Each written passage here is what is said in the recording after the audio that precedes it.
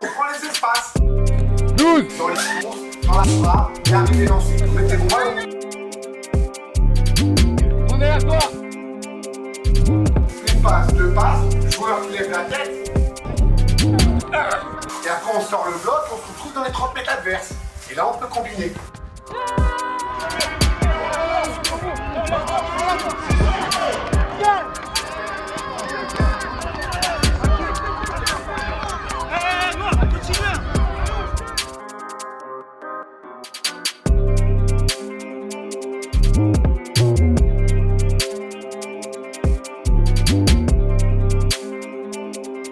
Christophe Ten, entraîneur du FC 93, National 2 pour Foot National.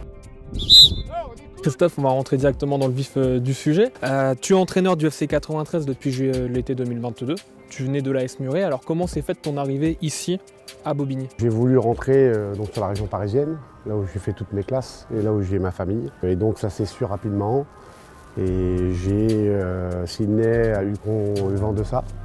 Et donc il m'a contacté et on s'est rencontrés et on a validé. Voilà. Et en plus j'avais l'appui de 2-3 joueurs en interne qui a facilité ma venue. 7, 8.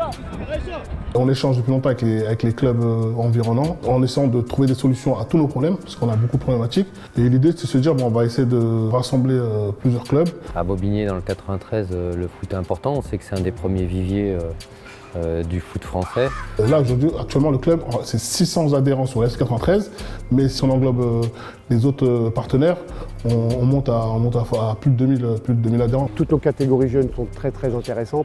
Nos U19 marchent bien, nos équipes en dessous aussi. Les féminines c'est un peu particulier, c'est que quand un coach il vient, il peut partir avec toutes les filles. Donc c'est ça qui nous a un peu retardé, parce que chaque année on doit recommencer le projet. On ne va pas créer forcément des seniors, on a d'abord créé l'école de foot féminine. C'est vraiment les gamines qui ont grandi avec le club et qui connaissent le club parfaitement. Parce que l'effectif est à plus de 70% de gamines qui étaient en équipe de jeunes depuis tout jeune au club. L'idée c'est vraiment de professionnaliser les féminines. On va se donner les moyens et on se donne les moyens aussi d'atteindre ce niveau et on en est très satisfait. On souhaite continuer à évoluer là-dessus. Ça me fait autant plaisir, voire plus cette année, c'est de voir que les U19 qui étaient montés en catégorie nationale l'année dernière, non seulement ils prennent leur place, mais font plus que ça.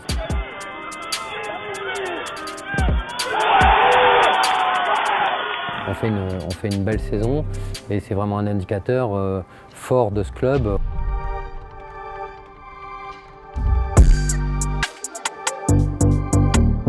Quelle est la relation entre le FC 93 et la mairie? On est plus sur un acteur local important pour ses retombées et sociales et sportives. Et je dirais en tout cas, on a mis en place depuis le début de notre mandat, depuis 3 ans, des relations assez saines d'aller-retour. Alors l'union de 2020, c'est justement ce qu'elle a changé, ce qu'elle a apporté. Elle vous a fait passer un cap dans votre histoire? Cette union en 2020 a permis de communiquer pour dire que c'est possible, que plusieurs clubs sont autour de la table et qu'on peut faire en sorte que les gamins qui ne se connaissaient pas forcément en début d'année soient entre guillemets très proches à la fin d'année. C'est juste un travail avec les éducateurs et les dirigeants des clubs. Il est anormal qu'on n'a pas un club du département professionnel, même si aujourd'hui le Red Star est pro, statut pro, mais quand je dis professionnel, c'est-à-dire qu'il est installé. Quand je dis installé en Ligue 1, Ligue 2 sur la durée, et sachant qu'on a un bassin, il y a le département, mais aussi la région, qui fournit beaucoup de joueurs. Et à l'époque, j'avais regardé, il y avait plus de clubs corses en Ligue 1, Ligue 2 que de clubs de la région parisienne. 2 en Ligue 1, 2 en Ligue 2, sachant que nous, je crois à l'époque, on avait que le PSG, et même le PFC n'était même pas en Ligue 2 à ce moment-là. Donc c'était ça la problématique, et se dire on arrête les concurrences inutiles et bêtes, parce que ce qui ne fait pas progresser les gamins, et aussi que de réussir à faire comme Londres plusieurs clubs de la région au haut niveau, sachant qu'on est l'un des premiers pourvoyeurs au monde. Donc c'est vraiment pas normal. On sait très bien qu'en Ile-de-France, c'est le plus gros vivier qui amène les meilleurs internationaux en France et à l'étranger. Et en plus dans le 93, il y a cette spécificité où vraiment il y a beaucoup de très bons joueurs. Tous les gamins jouent au foot dans la rue, tous les gamins jouent au foot au quartier, et on le ressent sur le terrain quand on arrive ici. On a déjà un club fort qui s'appelle le Red Star. C'est évident qu'il y a la place pour plusieurs acteurs. Là actuellement, on fait partie des petits budgets de N2. On est environ entre 900 et 1 million d'euros par an de dépenses. Le budget moyen d'un club de N2, il a quasiment 1,5 million. On sait que des clubs comme Fleury, ils sont à des budgets à plus de 2 millions, Créteil ou autres, en tout cas pour les clubs de la région.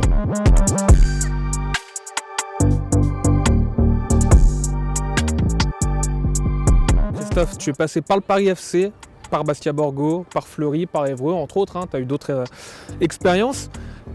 Comment tu compares, toi, cette expérience au FC 93 à ces précédentes-là? Qu'est-ce qu'il y a de différent ici? Ce qui est différent, c'est déjà qu'il y avait déjà un projet qui était mis en place depuis pas mal d'années. Il y avait des fondations, donc ça c'est important. Il y avait une équipe qui a quand même bien tourné l'année dernière. C'est pas un projet qui repartait de zéro, comme j'ai pu le vivre éventuellement dans d'autres clubs. Et donc j'ai dû juste venir, c'est un grand mot, mais voilà, je suis venu pour apporter mon expérience et solidifier ce qui a déjà été travaillé avant. Voilà, c'est un peu ça qui change par rapport à Évreux par exemple, ou Fleury, où on avait beaucoup recruté, etc. Là, il y avait déjà une structure, un travail de fait en amont et un travail surtout bien fait par les coachs précédents, par le directeur sportif Sinet, par le président. Donc voilà, c'est ça qui est un peu la différence par rapport à avant. La gourmandise, ça sera le niveau au-dessus? Oui, je l'ai connu au Paris FC, j'ai même connu le Graal, parce qu'on est monté en Ligue 2. Donc voilà, automatiquement, oui, le but c'est d'y arriver avec eux, avec le FC 93. Ça serait un bon pied de nez à pas mal de choses. On prend pas de but, on va marquer.